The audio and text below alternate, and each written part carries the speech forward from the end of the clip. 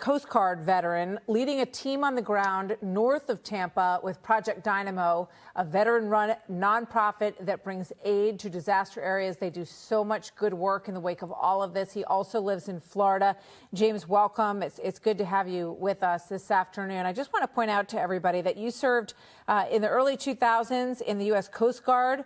You served in Operation Iraqi Freedom aboard the Coast Guard cutter Adak from 04 to 05. And then you also served in the International Security Assistance Force Joint Command under David Petraeus in Kabul, Afghanistan.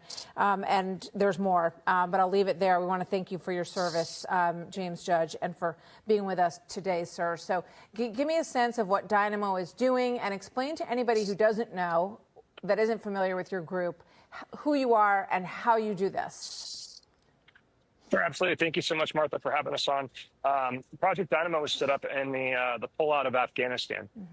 When we saw the failed pullout out of Afghanistan, and we stood up, we knew we had to get Americans out of there when Americans were left behind.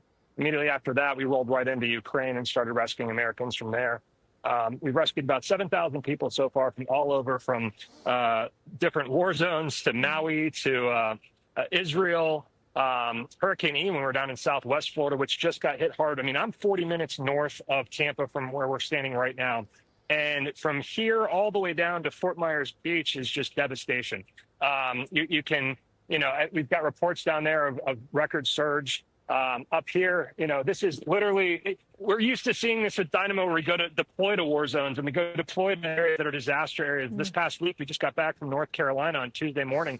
It's a little different when you walk out your front door and you see that a tornado has ripped down the trees in between your house and your neighbor's house. So that's something that I guess is a little different this time. But immediately this morning, we got up 5 a.m. and made sure that our property was good and that our neighbors were good, started checking on family, and then made it about 100 feet out of my front gate, and we had trees down. We had to cut our way out. There was a state trooper who was trying to get onto the interstate, and I grabbed a chainsaw and went in front of him, and we cut our way all the way until he could get on the interstate, and he could go to help others as well. And then we started with pulling people out that were stuck in deep water. We have, people that were trying to drive through 3 to 4 feet of water in cars, and that's not going to work. We had elderly folks that couldn't start their generators, that we assisted them with that and cutting out paths so they could get through their driveways. A lot of, right now, a lot of chainsaw work. In the past, we've been operating boats and ATVs, and so far today, it's been a lot of chainsaw work, getting people where they can get the first responders they need to, or so first responders can get into them. And then I'm sure as this thing develops, we'll be not only rendering aid to those who need it, but then if we need to deliver MREs or water, whatever those different things may be, just like we did in North Carolina.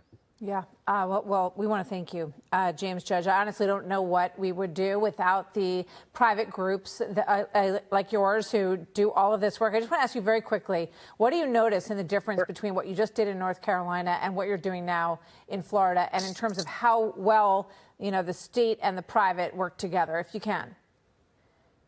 Well, a few things on that. So first, this is the worst hit we've had in Florida in my lifetime, my parents' lifetime. I was born and raised here. To see this on television, it's devastating to see Tropicana Field with no roof.